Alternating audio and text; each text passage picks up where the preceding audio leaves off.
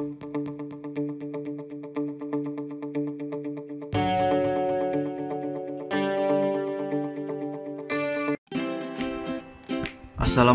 warahmatullahi wabarakatuh. Berjumpa kembali dalam kegiatan pembelajaran di rumah, pelajaran tematik subtema 2, pembelajaran 3.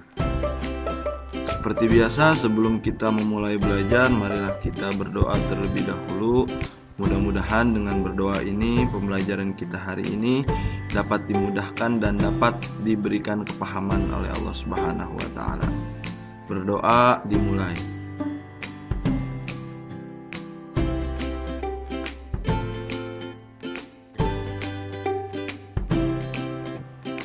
Sebelum kita memulai pelajaran, silakan dibuka buku paketnya halaman 86.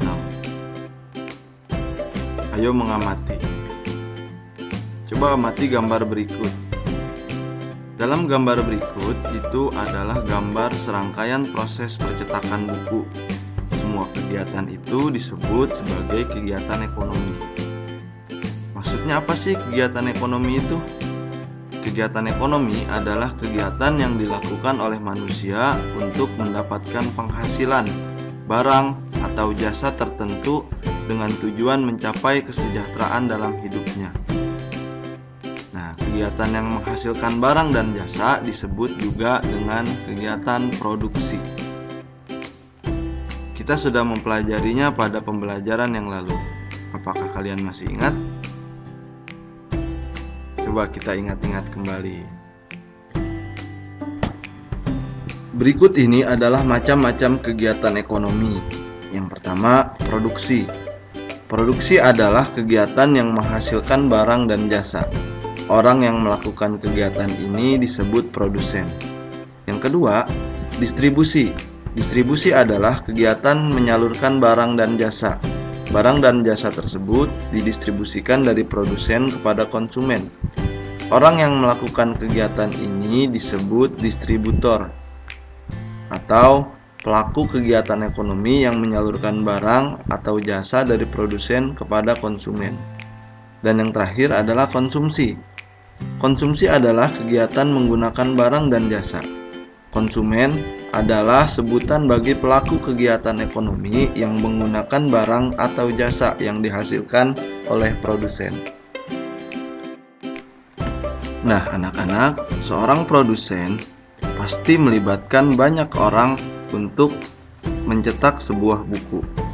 Di antaranya ada yang penulis buku, ada yang bekerja sebagai pencetak buku, ada yang bekerja sebagai penggambar isi dalam buku, dan masih banyak yang lainnya. Nah, perlu diketahui, buku adalah sumber ilmu bagi kita. Karena dengan membaca buku, kita dapat mengetahui beberapa hal.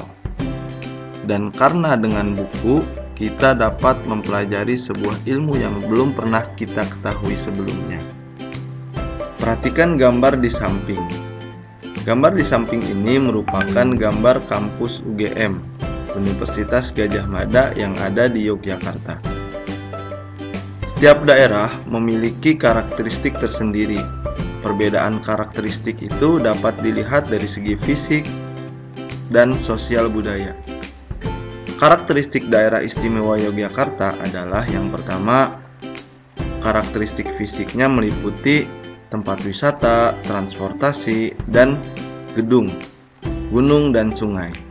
Di Yogyakarta juga terdapat banyak gedung sekolah dan perguruan tinggi, sehingga banyak orang yang datang ke Yogyakarta untuk belajar. Pada akhirnya, kota Yogyakarta sendiri dijuluki sebagai kota pelajar. Di Yogyakarta juga terdapat sebuah sungai yang dikenal dengan nama Kali Gajah Wong. Yang kedua adalah karakteristik sosial budaya. Karakteristik sosial budaya yang ada di daerah istimewa Yogyakarta meliputi acara adat, suku bangsa, dan agama. Salah satu contoh karakteristik budaya yang ada di daerah istimewa Yogyakarta adalah terdapat sebuah cerita rakyat yang berjudul Kali Gajah Wong. Dalam kegiatan ini, marilah kita baca bersama-sama cerita Kali Gajah Wong. pada halaman 91. Silahkan dibaca terlebih dahulu. Dan kegiatan membaca ini mohon untuk didokumentasikan atau difotokan seperti kegiatan yang sebelumnya.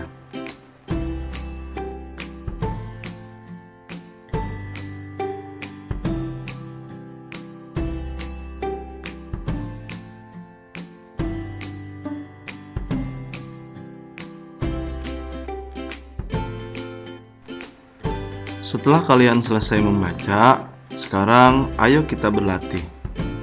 Jawablah pertanyaan-pertanyaan berikut ini. Pertanyaan yang pertama, siapa sajakah tokoh yang ada di dalam cerita Kali Gajah Wong tersebut? Dan yang kedua, adakah tokoh antagonis dan protagonis dalam cerita tersebut? Sebutkan tokoh-tokoh itu atau siapa sajakah tokoh itu. Untuk jawabannya, silakan ditulis di buku tulisnya masing-masing. Selamat mengerjakan. Nah, anak-anak, selanjutnya kita masuk pada pembelajaran 4. Perhatikan gambar berikut ini. Tahukah kalian tentang julukan Kota Seribu Industri? Nah, daerah dengan julukan Kota Seribu Industri terdapat di Kota Tangerang. Perhatikan peta tersebut. Peta tersebut menunjukkan peta Provinsi Banten. Kota Tangerang berada di daerah Provinsi Banten. Provinsi Banten adalah provinsi terbarat yang ada di Pulau Jawa. Apa saja keunikan dari Kota Tangerang? Mari kita cari tahu bersama-sama. Keunikan karakteristik Kota Tangerang, seperti yang telah disebutkan tadi, mendapati sebuah julukan sebagai Kota Seribu Industri. Apa sih itu industri? Kegiatan industri adalah kegiatan untuk mengolah barang mentah menjadi barang jadi. Tangerang dijuluki sebagai Kota Seribu Industri karena merupakan sebuah pusat industri yang ada di Pulau Jawa khususnya. Di Tangerang telah berdiri lebih dari 1000 pabrik.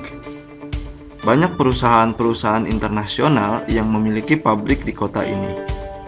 Selain keunikan pada kegiatan ekonomi, Tangerang juga memiliki keunikan dari bangunan-bangunan lama yang masih berdiri sampai sekarang. Di antara bangunan-bangunan lamanya itu adalah pasar tradisional yang terletak di Jalan Kisamun, pusat kota Tangerang, hingga berdirinya banyak pabrik di Tangerang. Di antara banyaknya kegiatan ekonomi masyarakat Tangerang, dapat kita bedakan menjadi 3 hal. Yang pertama, kegiatan ekonomi produksi. Kegiatan ekonomi produksi sendiri meliputi industri yang menghasilkan barang, pabrik atau perusahaan, serta industri jasa seperti pariwisata, perhotelan, petugas kebersihan, petugas keamanan, dan lain-lain. Yang kedua adalah distribusi. Distribusi yang ada di kota Tangerang atau distribusi yang dikerjakan oleh masyarakat Tangerang sebagian besar adalah pedagang. Bisa dari pedagang kecil dan pedagang besar. Dan yang terakhir adalah kegiatan ekonomi masyarakat Tangerang, yaitu di bidang konsumsi, yaitu memanfaatkan barang hasil daripada produksi. Perhatikan gambar berikut yang ada di bawah. Di situ terdapat gambar kegiatan ekonomi masyarakat Tangerang. Gambar pertama adalah pabrik sepatu yang menghasilkan barang mentah menjadi barang jadi, yaitu sepatu. Yang kedua adalah pasar lama. Yang ini adalah bangunan lama yang ada di kota Tangerang sebagai sebuah pusat kegiatan ekonomi masyarakat. Dan gambar yang ketiga adalah pasar tradisional. Pasar tradisional ini juga adalah sebagai pusat daripada kegiatan ekonomi pedagang kecil dan pedagang besar yang ada di kota Tangerang. Sekarang kita mengamati tentang bangunan-bangunan tua yang ada di kota Tangerang. Ada beberapa bangunan tua yang ada di kota Tangerang. Di antaranya adalah adanya Museum Benteng Heritage yang merupakan sebuah restorasi bangunan tua yang dibangun sekitar abad ke-17 yang sampai hari ini masih ada dan terjaga keberadaannya. Dan yang kedua adalah Vihara Padamutara, yaitu vihara tempat ibadah Buddha atau ibadah agama Buddha yang terletak di kota Tangerang. Vihara ini dikenal juga dengan nama Kelenteng Bontekbyo. Kelenteng Bontekbyo merupakan kelenteng tertua yang ada di kota Tangerang. Nah, kedua bangunan ini merupakan salah satu warisan budaya yang ada di kota Tangerang. Yang selanjutnya adalah Ayo Mengamati. Bukalah buku paket kalian halaman 97 dan 98. Perhatikan gambar yang ada pada halaman 97. Di situ terdapat sebuah industri. Yang pertama, industri pembuatan ban. Perhatikan gambar tersebut. Dan yang kedua, terdapat sebuah industri, yaitu industri sepatu atau pabrik sepatu. Jawablah pertanyaan pada halaman 98. Yang pertama, siapa sajakah pekerja yang ada di pabrik ban? Siapa saja pekerja yang ada di pabrik sepatu? Apakah ada pekerja yang sama pada kedua pabrik tersebut? Tuliskan pendapatmu pada kotak berikut. Yang kedua, industri adalah suatu usaha atau kegiatan pengolahan bahan mentah atau barang setengah jadi menjadi barang jadi. Barang hasil industri memiliki nilai tambah untuk mendapatkan keuntungan. Adakah di sekitar tempat tinggalmu industri penghasil benda atau barang? Jika ada, sebutkan nama industri yang dijalankan. Siapa saja pekerja dan pekerjaannya. Tuliskan pada kotak berikut. Silakan diisi pada halaman 98 di buku paket kalian. Sekarang kita masuk pada pembelajaran 5. Perhatikan gambar berikut ini. Pada pembelajaran hari ini, kita akan mempelajari tentang macam-macam tarian daerah. Tarian daerah merupakan salah satu kebudayaan yang terdapat di Indonesia. Coba perhatikan gambar berikut. Tarian daerah Bali memiliki ciri-ciri berbeda dengan tarian daerah yang lainnya. Tarian Bali memiliki ciri-ciri fisik yang berbeda atau ciri-ciri tarian yang berbeda dengan daerah lainnya. Perhatikan gambar berikut, gerak mata tarian Bali. Ciri-ciri gerak tari Bali yang pertama adalah gerakan pada umumnya dilakukan secara lincah, energik, dinamis, dan cepat. Yang kedua, tidak hanya kepala, tangan, dan kaki yang digerakkan, mata juga digerakkan. Sorot mata pada tari Bali adalah sorot mata yang sangat tajam. Contoh yang kedua adalah tarian daerah Sumatera. Seperti halnya tarian dari daerah Bali, tarian Sumatera juga memiliki ciri-ciri khusus. Apa aja ciri-cirinya? Yang pertama, ciri-ciri gerak tarian Sumatera. Yang pertama adalah gerak tari pada umumnya dilakukan secara lincah dan gesit. Yang kedua, gerak tari lebih menekankan pada gerakan-gerakan kaki. Dan yang ketiga, gerak lengan, tangan, jari, leher, dan kepala tidak beragam dan tidak rumit. Sebelumnya kita telah membahas tentang keunikan dua tarian yang berbeda secara umum. Nah, pada kesempatan hari ini kita akan membahas lagi tentang keunikan tarian daerah dari Aceh, yaitu tari Sedati. Memiliki beberapa ciri-ciri khusus dan memiliki gerakan yang berbeda dengan tari yang lainnya. Tari Sedati adalah tari kelompok yang berasal dari Aceh. Pertunjukan tari Sedati tidak menggunakan iringan berupa alat musik, hanya tarian saja.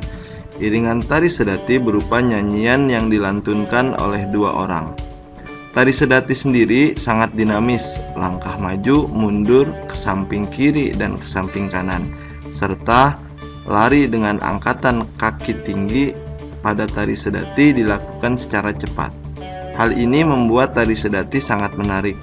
Tepukan dada yang menimbulkan suara keras dan dalam, serta jentikan jari bersuara lembut pada penarinya membuat tari sedati menjadi lebih menarik.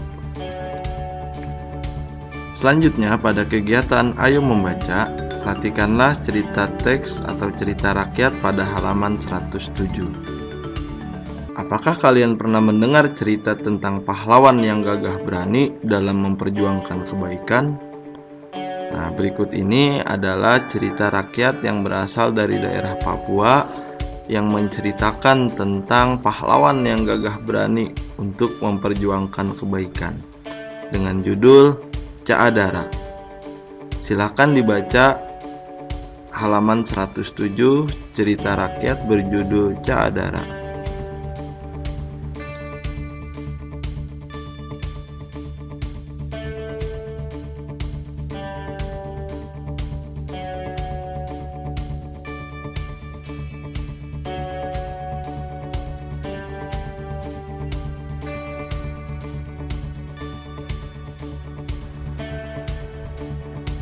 Sampai di sini dulu pembelajaran kita pada hari ini.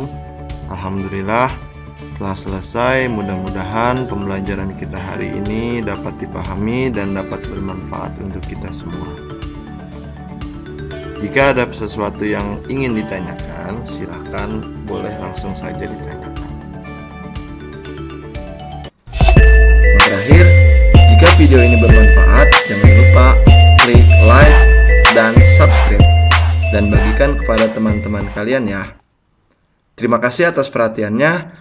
Wassalamualaikum warahmatullahi wabarakatuh.